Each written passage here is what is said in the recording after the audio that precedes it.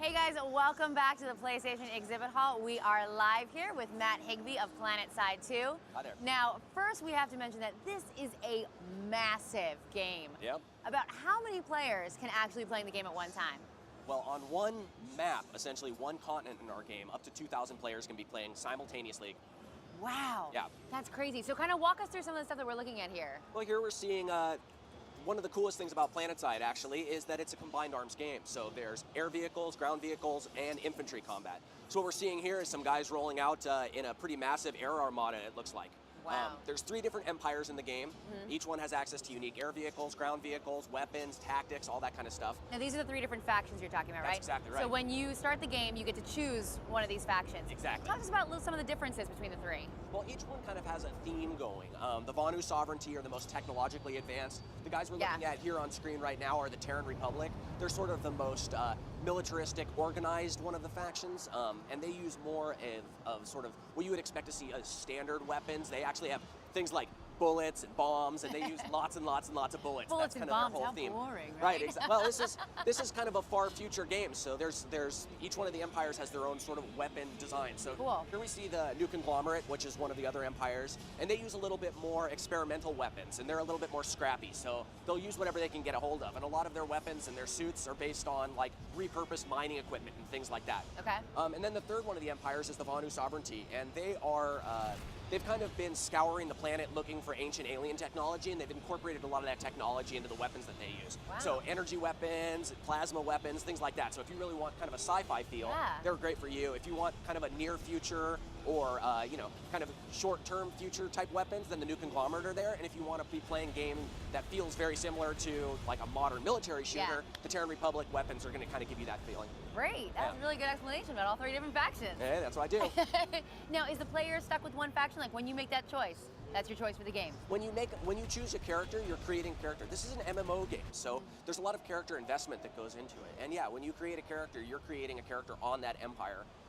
But you can also create multiple characters. Okay. One of the cool things about it, although it is an MMO game, it's not an MMO game where after you've spent 500 hours playing it, you're going to be so much better than somebody else. It's a completely competitive AAA shooter, so if you jump in and you're a badass shooter player from moment one, you can be competitive with the guy who's battle rank 100 easily. So it's not really so much of a barrier to being able to try the different empires out. You can jump in and try them and have fun with all. So we've got 4 different classes. We've got light assault. 6? I only know 4. I knew, wait, so let me know. I got light assault, heavy assault, medic, and engineer. That's Who am I missing? You got a Max and an infiltrator. Okay, so tell me a little about those guys. Okay, the Max is that huge exosuit that we saw.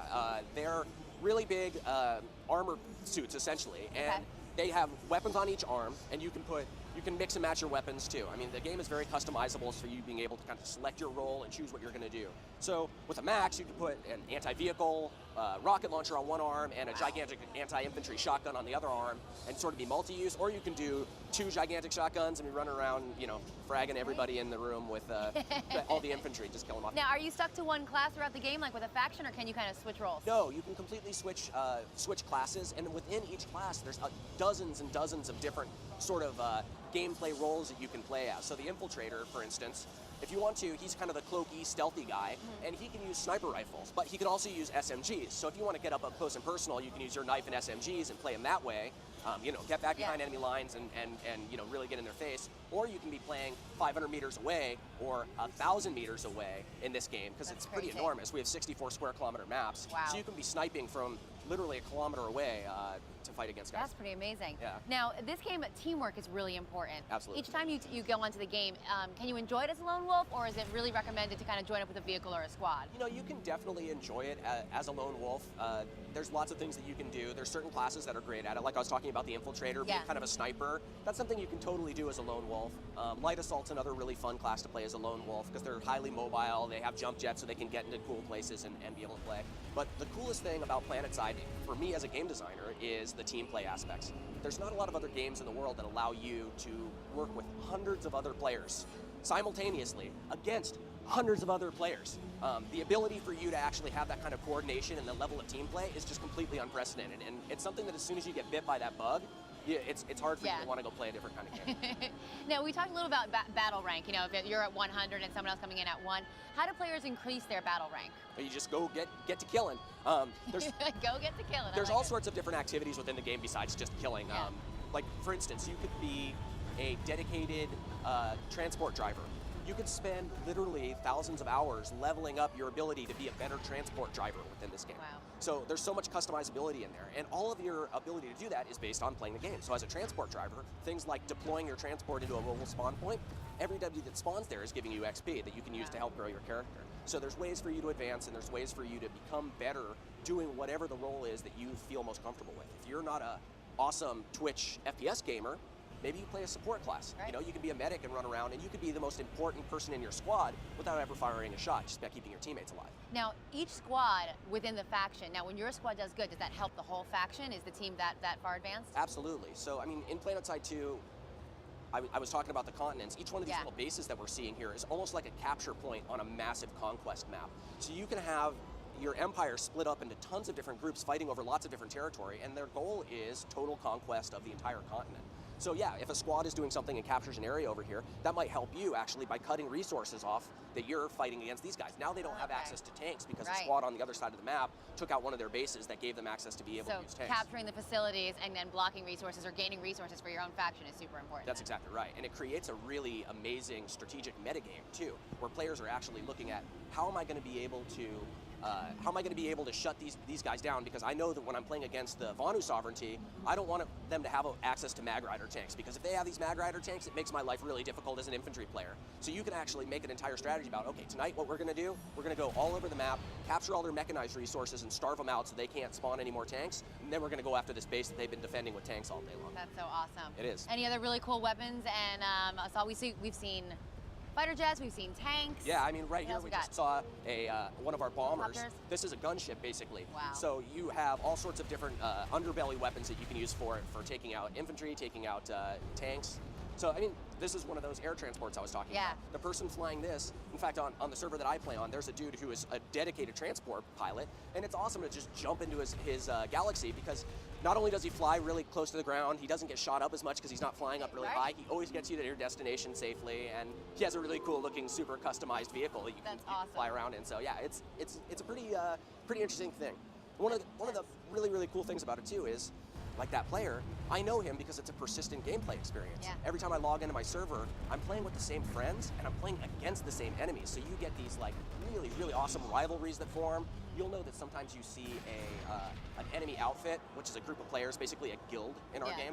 You could have an enemy outfit that you know it's just such a pain to fight against these guys, you know? So if they're defending a tower, you might not even want to deal with it. You might just want to, okay, you know what? I know these guys are too good. That kind of relationship and that sort of rivalries and camaraderies that you get from a persistent game like this, especially when it's a shooter, because that creates some pretty visceral emotions. A lot of rivalries there, absolutely. Exactly, it's very unique.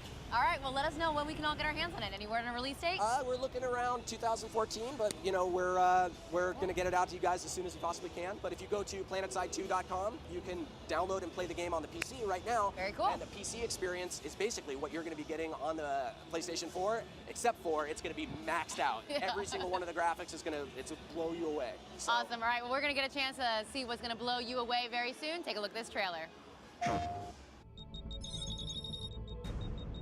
I'm ready to go when you are. Roll them out. All right, let's roll. We are going to be moving out in 45 seconds. Let's get to the ground. Platoon 2, head towards your platoon waypoint. 5 minutes until freedom fries rain over Crux headquarters. Yummy. Nice job on that quick loadout. Move out to the squad waypoint. Alrighty, platoon 2, grab some armor. Reaver trying to attack our Sunday. Command, this is Air. Enemy liberators dispatched. It needs a shock and awe. Oh, it's about to get a lot busier and Moving out in 5. Alright, roger that. 3, 2, 1. Move. Go, go, go. Drop your shield and fire! Hit Sungream Station from the south side. Roger that. Better positions. Keep moving into better positions. Airstrike now, go, go, go. Command, this is Shadow 3. We've taken Iraq's home. Airwing, this is Command. I need you to clear spawns at Bastion. Request airstrike at G73. Platoon 2, I need you guys there now. Copy that. Be advised, Command, your wife is a terrible driver, so we're kind of slow. All sections, we have the numbers at the ascent. Just be very aggressive. Get in there. Toss grenades, everything you got. This has been a pretty epic fight.